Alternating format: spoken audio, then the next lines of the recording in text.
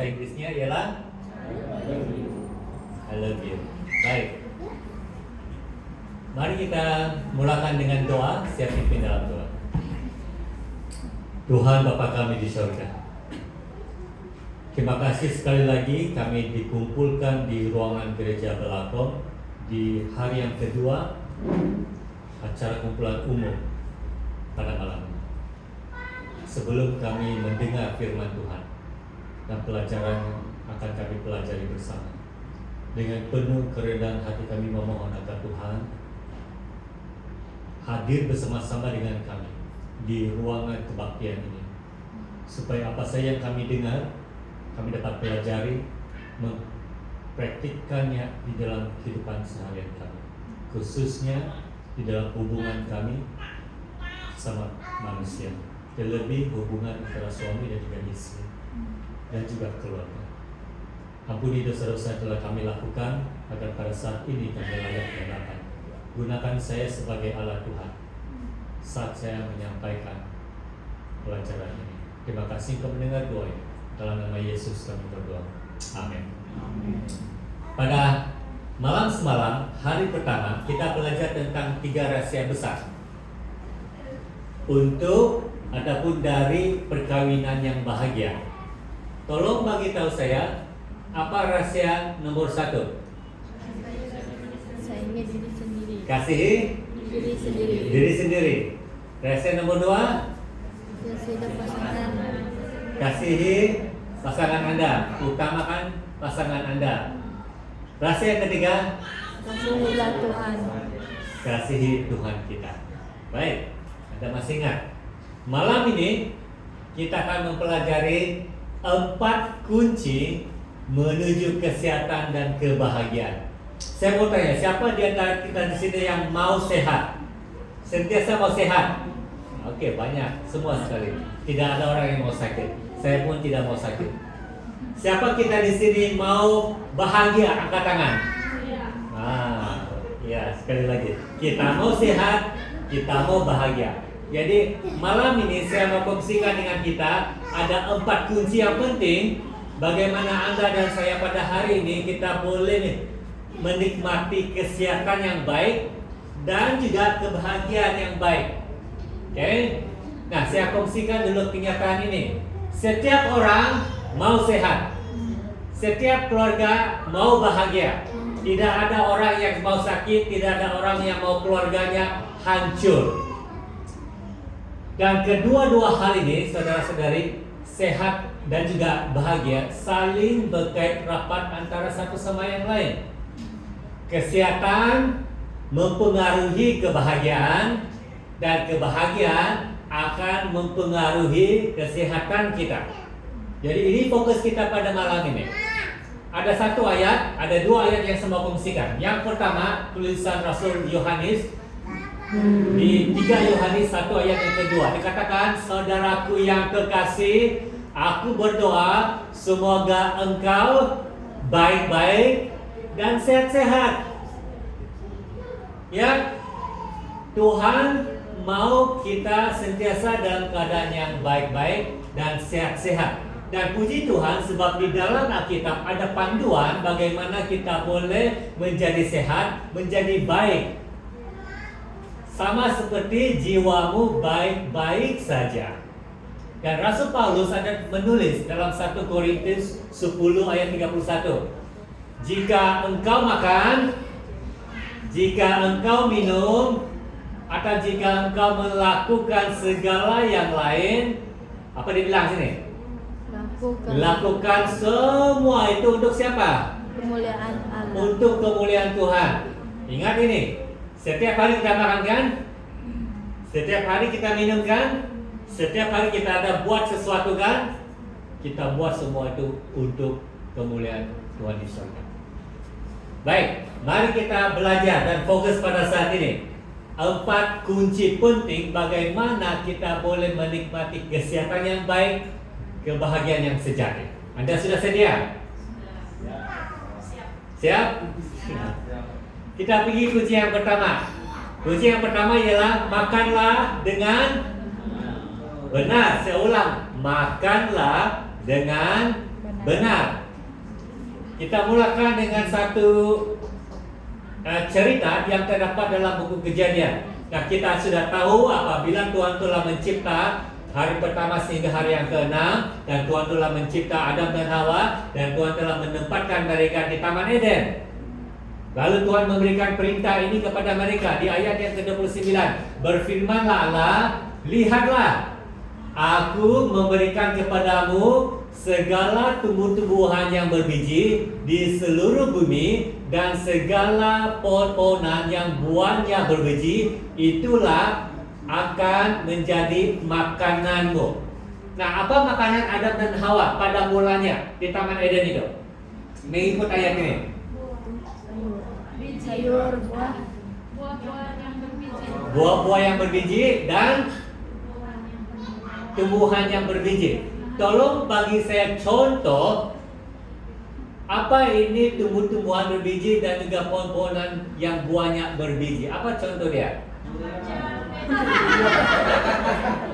Kacang panjang pendek yang ada asal ada biji ya.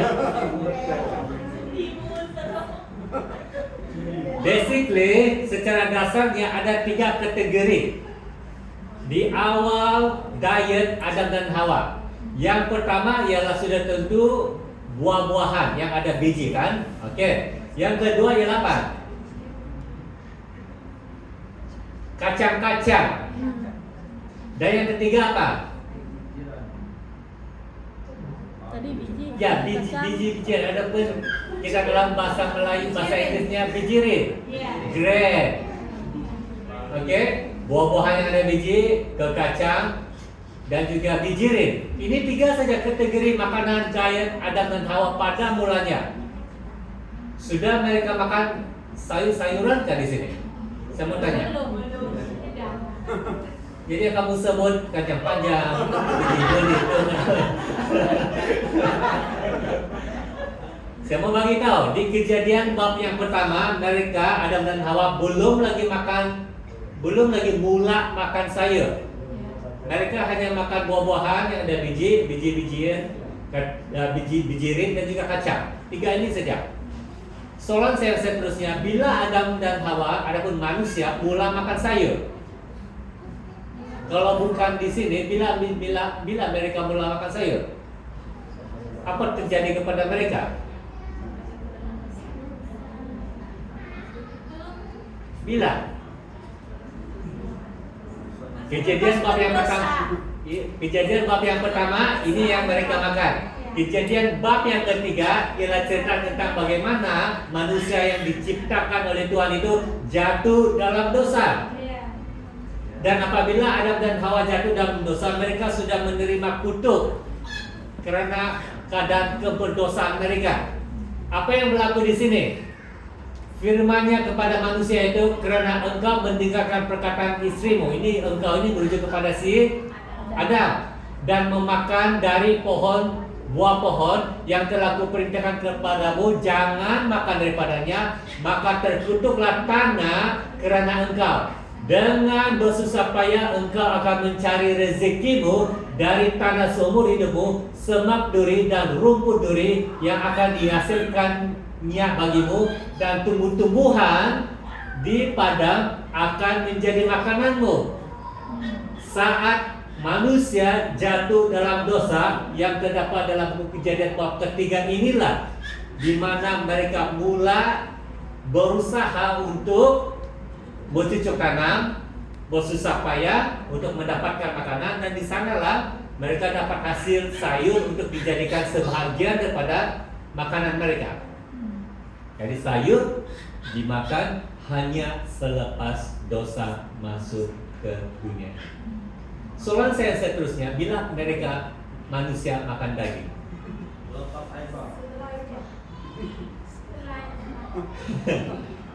Setelah air bah. Kenapa? Tidak apa berlaku air bah kan? Banjir besar. Jadi apa berlaku kepada semua tanaman, pohon-pohon, buah-buahan semua? Musnah kan? tiada lagi kacang panjang, tiada lagi biji benih, tiada lagi yang kamu sebut tadi itu. Oleh yang demikianlah, maka Tuhan membenarkan manusia pada zaman ini. Siapa ini? Nuh dan juga orang sezamannya pada waktu itu, makanan daging diperbolehkan. Oke, jadi ini urutan diet manusia sejak penciptaan sampai kepada Nuh. Sebelum dosa masuk, buah-buahan, biji-bijian dan juga kacang. Selepas dosa masuk, akan sayur. Selepas kejadian air bah, makan daging. Nah, kita sebut pasal makanan daging ini ada dua kategori. Satu halal. Satu lagi haram. Kita tahu ini. Terdapat dalam buku Imamat bab yang ke-11, di mana Tuhan melalui Musa memberikan peraturan makanan ini kepada bangsa Israel tentang halal dan juga haram. Di Imamat bab yang ke-11. Nah, coba kita lihat Imamat 11 ayat yang ketiga. Ini menentu tentang makhluk ataupun binatang yang hidup di darat ataupun binatang yang berkaki 4 berjalan di daratan. Makanan yang halal perlu ada dua kriteria. Kriteria yang pertama ialah apa? Berkuku belah. Oke, kamu bayangkan itu dia punya kaki itu ya berkuku belah. Dan juga memamah biak. Kita tahu apa ini berkuku belah. Tapi memamah biak ini apa ini? Ya, memamah biak ini adalah satu proses di mana hewan-hewan tertentu saja, bukan semua hewan. Hewan-hewan tertentu saja hewan-hewan ini mengunyah makanan yang sudah ditelan. Dalam arti kata yang lain, hewan-hewan tertentu ini mereka makan rumput ataupun daun, kemudian masuk ke dalam perut, simpan di perut. Kemudian makanan yang mereka simpan dalam perut itu akan dinaik ke mulut, lalu mereka kunyah untuk menjadikan makanan itu lebih halus dan senang dihadap kemudian. Itu memamah biak. Oke. Nah, apa contoh binatang yang berkuku belah dan memamah biak yang Anda tahu? Sapi, kerbau, lembu, domba, rusa. Semua ingat ya, binatang mesti ada dua-dua ini, baru dipanggil makanan ataupun binatang halal. Kalau hanya ada satu dan satu tidak ada, itu masih dikategorikan haram. Saya mau tanya, unta boleh makan atau tidak? Tengok kaki unta. Tengok kaki unta. Unta dia memamah biak. Iya. Tetapi tidak berkuku belah. Pelanduk.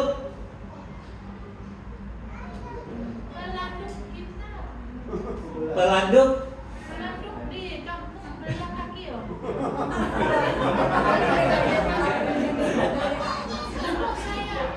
Anda boleh baca kejadian Imamat bab yang ke-11. Ada tertulis pelanduk di sana. Pelanduk dia memamah biak tetapi dia tidak berkuku belah.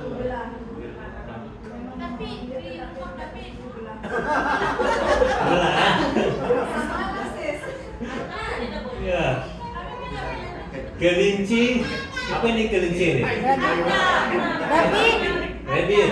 Boleh makan? Tidak. dia memamah biak tapi tidak berkuku belah. Ya.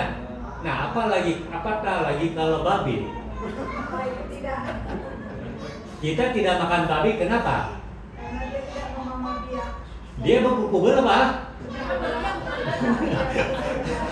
Babi berkuku belah. Tapi dia tidak memamah biak. Jadi apa-apa binatang yang hanya ada salah satu saja dan tidak ada yang satu, masih haram bagi kita. Mesti ada dua-duanya. Kemudian Imamat 11 ayat 9, makhluk yang hidup di air. Ini binatang-binatang hidupan di dalam lautan, sungai, tasik. Mesti ada dua kategori, dua kriteria ini. Yang pertama apa? Bersirit. Yang kedua bersisik. Mesti ada dua-dua ini. Sebab itu kita tidak makan seafood. Kita tidak makan udang, kita tidak makan ketam, kita tidak makan soto. Kita tidak makan ikan yang tidak ada sisik, yang licin itu, ikan teri, ya, ikan sardin, yang memancing ikan hari itu. Ada tangkap ikan sardin. Boleh makan ikan sardin? Ada sisik? Ada, halus. Ya, halus. Jadi ini dia makanan halal yang kita boleh makan, mesti ada kriteria-kriteria ini baru dipanggil halal dan kita boleh makan. Ini yang diperbolehkan makan kepada zaman Nuh, selepas itu kepada Musa dan seterusnya sampai hari ini. Nah, ada orang katakan, Pastor, ini punya hukum kesehatan ini punya hukum pemakanan ini perjanjian lama ini. Kita pernah dengar itu kan? Ini perjanjian lama punya ini. Kita sekarang ini hidup under the grace sudah, bukan under the law of God lagi. Kita bukan hidup di bawah naungan ataupun di bawah hukum-hukum Tuhan, karena Yesus sudah mati di kayu salib dan hari ini kita hidup di bawah kasih karunia. Oleh demikian saya rasa hukum yang terdapat dalam hukum perjanjian lama, termasuklah imamat ini, tidak lagi dipakai guna sekarang ini, Bapak Pastor. Macam mana kita mau jawab itu?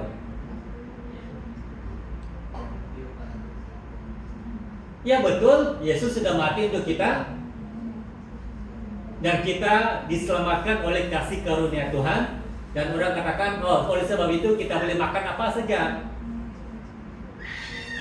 Kita bukan lagi hidup di bawah hukum, tetapi kita hidup di bawah kasih karunia Yesus Kristus. Macam mana kita mau jawab itu? Nah, saya mau katakan ini, saudara-saudari. Peraturan hukum halal dan tidak halal sebenarnya sudah pun wujud sebelum zaman Musa. Anda tahu itu? Ini zaman Musa, buku Imamat ini. Tetapi peraturan halal dan tidak halal, halal dan juga haram sudah pun ada, sudah lama ada sebelum Musa ini. Ianya terdapat di buku Kejadian bab yang ke-7. Ini zaman Nuh lagi. Dan pada zaman Nuh lagi Tuhan sudah kasih tahu, ataupun Tuhan sudah kasih kategori, ada haram, ada yang halal. Oke? Berfirman Tuhan kepada Nuh, masuklah ke dalam bahtera itu, engkau dan seisi rumahmu, sebab engkaulah yang kulihat benar di hadapanku di antara orang zaman ini. Dari segala binatang yang tidak haram, haruslah kau ambil 7 pasang, jantan dan betinanya.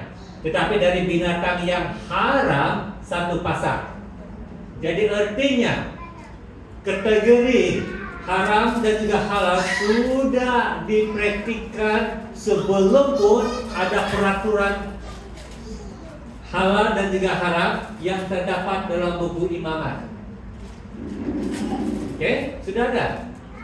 Dan oleh sebab demikian saya pikir pada hari ini Anda dan saya kita masih memegang hukum kesehatan ini, haram dan tidak haram. Ini lagi satu petikan yang orang selalu ambil. Mereka menggunakan ayat ini, lalu mereka katakan sekarang kita boleh makan semua binatang, sudah dia bilang. Mereka ambil ayat ini. Kamu tahu apa yang berlaku di kisah bab yang ke-10? Ini ialah tentang Cornelius. Dia orang bukan Yahudi. Dia seorang perwira. Dan apa yang berlaku di sini kita lihat kan, Saya baca, dengar ini baik-baik. Ini orang petik ayat ini dan bagi tahu kepada kita, ini bukti kita boleh makan sudah babi, kita boleh makan sudah udang, kita boleh makan sudah siput dan sebagainya. Mereka bilang ayat ini. Coba kita lihat. Kira-kira pukul 12 tengah hari, naiklah Petrus ke atas rumah untuk berdoa. Ia merasa lapar dan ingin makan, tetapi sementara makanan disediakan, tiba-tiba rohnya diliputi kuasa ilahi. Tampak olehnya langit terbuka dan turunlah suatu benda berbentuk kain lebar yang bergantung pada keempat sudutnya, diturunkan ke tanah. Di dalamnya terdapat berbagai jenis binatang berkaki 4, binatang menjalar dan burung. Oke, saya teruskan. Kedengaranlah olehnya suatu suara yang berkata, "Bangunlah hai Petrus, sembelihlah dan makanlah." Ada suara dari langit. Ini suara dari Tuhan. Sembelihlah dan makanlah. Tetapi Petrus menjawab, "Tidak Tuhan, tidak. Sebab aku belum pernah makan sesuatu yang haram dan yang tidak tahir." Kedengaran pula untuk kali keduanya suara yang berkata kepadanya, dan dengar ini baik-baik, "Apa yang dinyatakan halal oleh Allah, tidak boleh engkau nyatakan haram." Dan orang petik ayat ini dan mengatakan, "Nah, kita boleh makan sudah semua binatang berkaki 4, semua jenis hidupan di daratan, semua burung-burung." Mereka bilang ayat ini. Di ayat yang ke-28, ini adalah kunci kepada penerangan kepada kisah bab yang ke-10. Ini penerangan. Orang hanya berhenti di sini saja, dan mereka tidak membaca keseluruhan konteks kisah bab yang ke-10. Apa yang berlaku di ayat yang ke-28? Ia berkata kepada mereka, "Kamu tahu betapa kerasnya larangan bagi seorang Yahudi untuk bergaul dengan orang-orang yang bukan Yahudi atau masuk ke rumah mereka. Tetapi Allah telah menunjukkan kepadaku, kepada Petrus, bahwa aku tidak boleh menyebut orang najis atau tidak tahir." Ia menyentuh tentang apa di sini? Penglihatan tentang kain itu, dan ada banyak binatang itu, dan dia Tuhan suruh sembelih dan makan. Apa artinya ini? Dan Tuhan katakan, apa yang dihalalkan oleh Allah tidak boleh engkau menyatakan haram. Ini sebenarnya bukan tentang binatang. Maksud cerita ini bukan tentang makanan haram ataupun tidak haram. Ini adalah tentang siapa? Tentang manusia. Ini tentang si Kolinius itu dalam konteks ini yang bukan Yahudi. Tetapi oleh kerana dia percaya kepada Tuhan, dan Tuhan telah mengutus Petrus untuk datang kepada Kolinius. Dan ini pesannya. Orang Yahudi dan bukan Yahudi, tidak ada yang najis. Semua diselamatkan oleh darah Kristus yang mahal. Jadi kisah bab yang ke-10 bukan tentang kita boleh makan makanan ataupun binatang yang ada di dunia ini. Tetapi maksud sebenarnya ialah semua kita yang menerima Kristus, termasuk Kolinius, telah diselamatkan oleh darah Yesus. Kunci yang kedua, minumlah dengan. Yang pertama apa tadi? Makanlah dengan Makan. Kunci pertama. untuk kesehatan dan kebahagiaan. Kunci yang kedua, minumlah dengan benar. Jika engkau makan, kita sudah baca nih. Apapun yang kamu makan, apapun yang kamu minum, apa saja pun yang kamu buat, semua itu buat untuk kemuliaan Tuhan. Bukan untuk kesenangan diri, bukan untuk kepentingan diri, bukan untuk keegoan diri sendiri. Semuanya untuk Tuhan. Kenapa? Sebab tubuh badan kita ini bukan milik kita. Tubuh badan Anda bukan milik Anda. Tubuh badan kita ini milik siapa? Tuhan. Tubuh badan kita ini dipanggil bait suci, di mana Roh Kudus tinggal di dalam hidup kita, dalam hati kita, dalam kehidupan kita, dalam tubuh kita. Oleh demikian, kita ada tanggung jawab untuk jaga tubuh badan kita untuk kemuliaan Tuhan. Jangan sesekali makan ataupun minum sesuka hati yang boleh memudaratkan tubuh badan kita.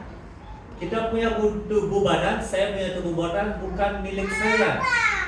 Kita milik Tuhan sebab kita telah ditebus dengan darah yang sangat mahal.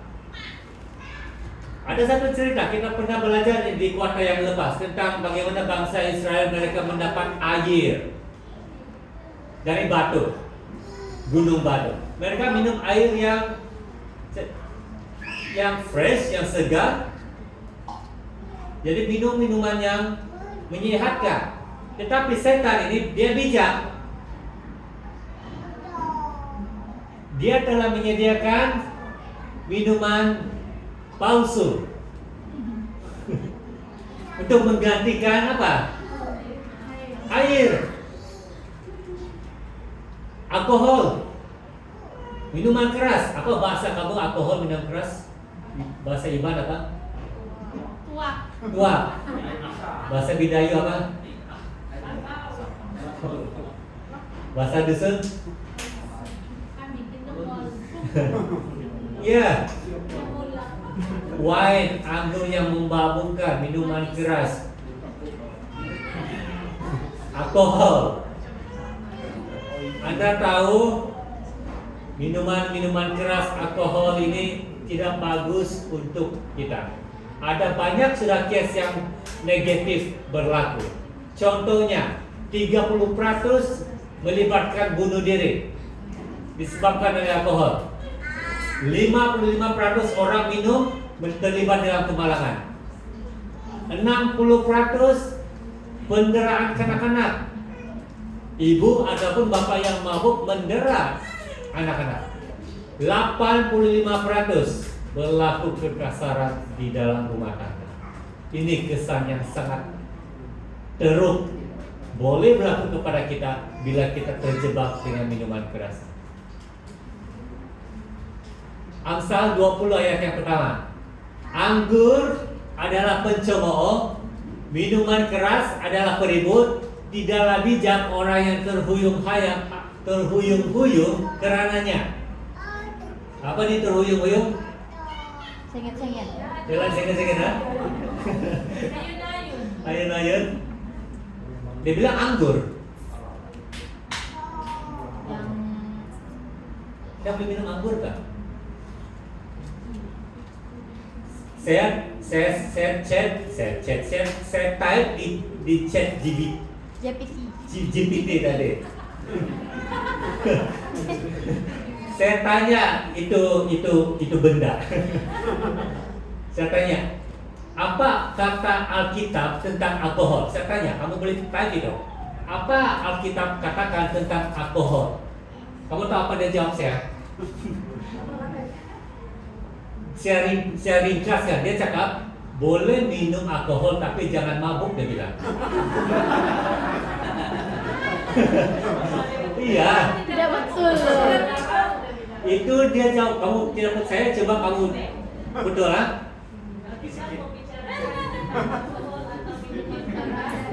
Boleh minum sikit-sikit tapi jangan mabuk. Kemudian pandai pula tuh GPT dia ambil teks. Masih ingat Yesus dia menukarkan air kepada anggur? Lalu dia katakan nggak boleh kau minum anggur. Wine dalam bahasa Inggrisnya wine. Jadi pikiran wine ini bagi kita ini alkohol. Boleh minum tapi jangan mabuk, dia bilang. Nah, anggur ini, apa maksud anggur ini? Kita perlu tahu ada dua jenis. Saya tidak tahu dalam bahasa Melayunya apa. Mungkin kamu boleh tolong saya. Tapi dalam bahasa Inggrisnya ada dua jenis wine, ada dua jenis anggur. Satu anggur dalam bahasa Melayu Inggrisnya fermented wine. Satu lagi ialah unfermented wine. Yang mana satu yang kita boleh minum, fermented ataupun unfermented? Kamu boleh tolong translate di Google, saya tidak tahu macam mana apa bahasa Melayu dia. Kita boleh minum anggur ataupun wine yang unfermented, yang tidak di fermentasi. Yang sudah kena fermentasi itu, nah itu yang tidak boleh. Fermented wine diperap, ya. Tidak diperap. Diperap kan? Ya. Jadi anggur di sini kita harus berhati-hati. Anggur yang dimaksudkan di Amsal 20 ayat 1 adalah fermented wine yang diperap, difermentasi. Pandai-pandai itu ChatGPT kalau tahu saya. Boleh minum dia bilang, tapi jangan mabuk. Salah. Jadi berhati-hati ya. Mau cari jawaban di ChatGPT. Tidak sakit. Tidak semua betul. Ini kamu boleh baca nih Amsal 23, 29 sampai 30. Ini juga tentang kesan-kesan negatif minuman anggur yang fermented, yang telah difermentasikan, minuman yang memabukkan sampai kita terhuyung-huyung.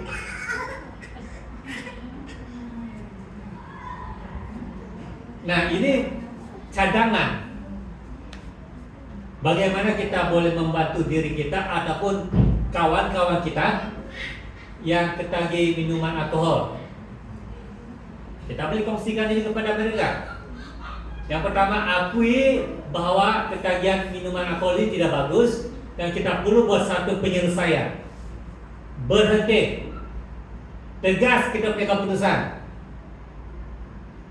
Jangan dekat-dekat di tempat minum.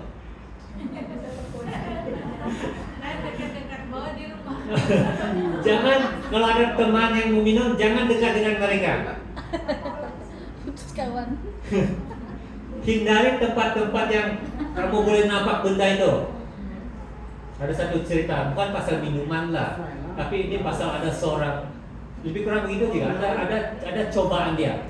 Ada seorang pemuda, dia pergi di panggung, dia lalu di sinema. Dia masih di luar sinema, panggung wayang. Oke. Terus habis itu dia tengok, dia di luar saja. Lama-lama dia masuk ke dalam panggung wayang sinema. Kemudian guru besar tangkap dia, kedapatan. Kedapatan masuk panggung wayang. Jadi dia soal kepada muridnya, kenapa kamu masuk panggung wayang? Dia bilang ada orang tendang saya, dia bilang. Ada orang tendang saya, ini saya masuklah. Saya tidak tahu apa maksudnya, mungkin kuat betul cobaan setan. Masuk panggung wayang. Sebab kenapa? Sebab dia sudah dekat dengan itu panggung wayang. Cobaan dia lebih kuat. Iya, pelajarannya di sini jauh-jauh kita dengan minuman keras, jangan dekat. Nanti kadang tendang masuk 7-Eleven karena kita punya tangan tertolak gitu, kadang buka gitu. Tangan kiri pula kadang tertolak, ini ambil. Cobaan. Berdoa sangat penting. Kita tidak ada kekuatan untuk diri kita melepaskan ketagihan, kita minta tolong Tuhan. Dan klaim ABC ini, ask, minta tolong Tuhan, believe, percaya Tuhan boleh membantu kita. Klaim, tuntut janji Tuhan itu. Amin. Kita boleh mengatasi ketagihan minuman. Kunci yang ketiga, bernafaslah dengan Benar. Bernafaslah dengan benar. Yang pertama kita makan dengan benar, kedua minum dengan benar, ketiga bernafas dengan benar untuk kesehatan yang bagus dan juga kebahagiaan kita.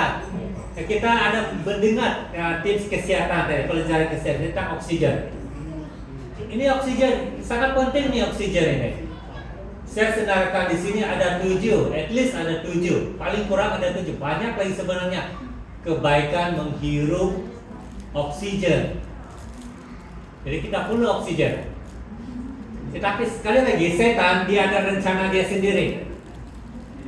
Daripada oksigen bagus dia bilang bagus kamu hirup Nina, ambil Nina zat-zat berbahaya. Apa contoh zat-zat bahaya yang dicadangkan oleh si setan? Tembakau, ganja, kokain, Itu lagi gam. gam. Wah, ini setan punya strategi. Minum air, setan bilang bagus minum alkohol. Tuhan bilang hirup oksigen, setan bilang bagus minum tembakau, ganja, kokain, gam. Nah, kita tidak akan nampak perkataan tembakau di dalam Alkitab. Kita tidak akan nampak perkataan ganja di dalam Alkitab. Kita tidak boleh nampak perkataan kokain, gam di dalam Alkitab. Tidak ada. Tapi macam mana kita mengaitkan tembakau ini dengan Alkitab? Sudah tentu kita perlu lihat kepada prinsip kesehatan yang terdapat di dalam Alkitab itu. Walaupun Alkitab tidak menyebut tentang tembakau, tapi prinsip Alkitab tentang kesehatan condong kepada menghindari apa-apa sekalipun tabiat yang boleh merusakkan tubuh badan kita. Apa-apa yang menyebabkan ketagihan ataupun membahayakan orang lain, semuanya itu harus kita elakkan. Dan apatah lagi, ada salah satu daripada hukum 10. Apa hukum 10 itu yang berkaitan dengan, at least berkaitan dengan tembakau? Ada 10 hukum, ada satu hukum yang boleh kita kaitkan dengan tembakau. Apa itu? Membunuh. Jangan membunuh. Bunuh diri. Jangan bunuh diri kita dengan mengambil bahan-bahan yang berbahaya ini.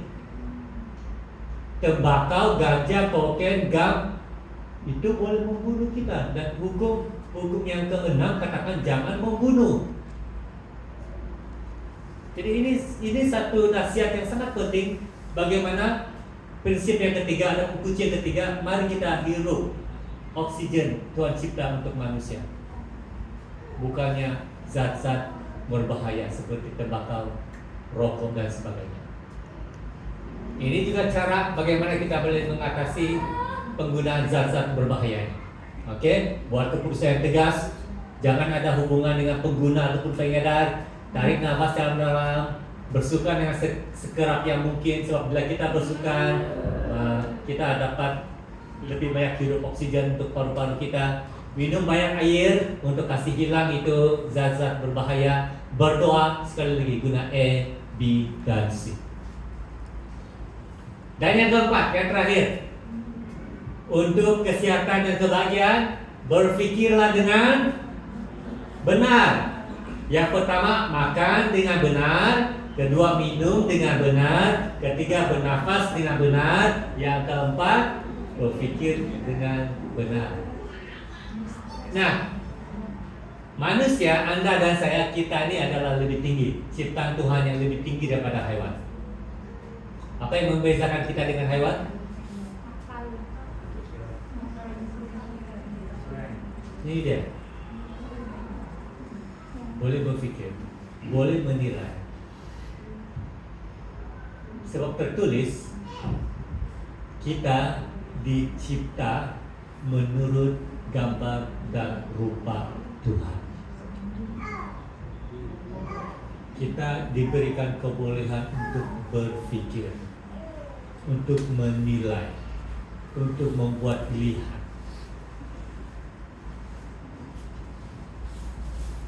Kita hidup di dunia yang penuh dengan masalah dan kesusahan. Soalnya bagaimana kita memiliki hati yang ceria. Nah, semua katakan di sini perkataan hati. Pertama sekali di dalam Alkitab Perjanjian Lama khususnya, hati biasanya dikaitkan dengan Pikiran. Pikiran dengan hati ini dikaitkan sangat rapat antara satu sama yang lain. Bagaimana kita boleh memiliki hati yang ceria? Ada satu tips. Dikatakan sini, kepadamulah ia percaya. Untuk kita memiliki hati yang ceria, pikiran yang ceria, kita harus belajar untuk percaya kepada Tuhan. Ini pikiran berpikir dengan benar, dengan cara kita percaya kepada Tuhan. Kita boleh curahkan hati kita kepada Tuhan. Apa sekalipun keadaan kita hari ini, kesusahan kita, kegembiraan kita luahkan kepada Tuhan.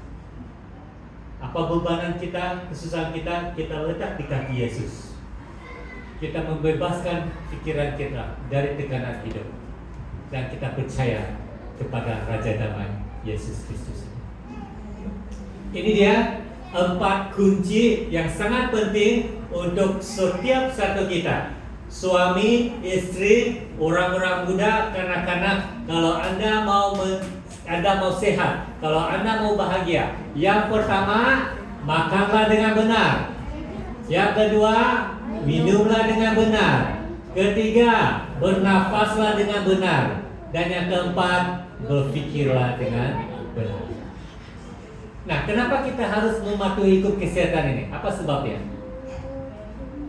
Karena kita mau sehat, kan? Dan yang kedua, karena kita adalah milik Tuhan. Badan kita adalah milik Tuhan. Hari ini Yesus katakan kepada setiap satu kita, I love you. Semalam suami mengatakan I love you kepada istri. Semalam juga istri mengatakan I love you kepada suami. Pada hari ini saya mau katakan, Yesus katakan I love you kepada saya, kepada setiap satu. Yesus mencintai Anda dan saya. Dan karena Yesus mengasihi dan mencintai Anda dan saya, dan Yesus mau hidup di dalam kita, bersama-sama dengan kita, hari ini saya mengajak setiap satu kita untuk kita berikan kepada Yesus mata kita. Apa saja yang kita lihat, kita berikan kepada Yesus. Kita berikan kepada Yesus telinga kita dan apa saja pun yang kita dengar. Kita berikan tangan kita kepada Yesus, apa saja tangan kita yang kita buat. Kita berikan kaki kita, dimanapun kaki kita membawa kita bergerak, kita berikan kepada Yesus. Kita berikan mulut kita kepada Yesus. Apa saja pun kita minum, apa saja pun kita makan. Kita berikan paru-paru kita kepada Yesus, udara segar yang kita hirup. Dan kita berikan otak kita kepada Yesus untuk pikiran-pikiran yang benar. Yesus telah memberikan segalanya untuk kamu. Sekarang semua anggota gereja Belatung, mari kita berikan semua yang kita ada pada diri kita hari ini kepada Yesus Kristus. Dan ini adalah respon kepada Yesus pada malam ini. Ini respon kita. Ya Yesus, terima kasih karena telah mengasihi saya dan memberikan hidupmu untuk saya. Sungguh pada hari ini saya mengasihimu dan saya mau memberikan seluruh hidup saya kepadamu. Ini dia 4 kunci menuju kesehatan dan kebahagiaan. Amin.